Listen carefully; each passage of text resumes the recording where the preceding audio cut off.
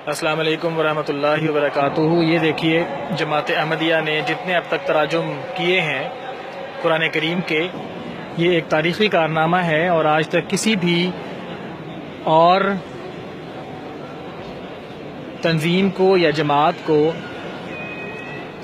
बिल्कुल भी अल्लाह तबारक व तआला ने इस अंदाज में इस तरह से तौफीक नहीं दी। ये सिर्फ जमात अहमदिया का खासा है कि इतनी बड़ी तादाद में, इतनी ज़ुबानों में एक तंजीम ने एक खलीफा वक्त के तहत उसकी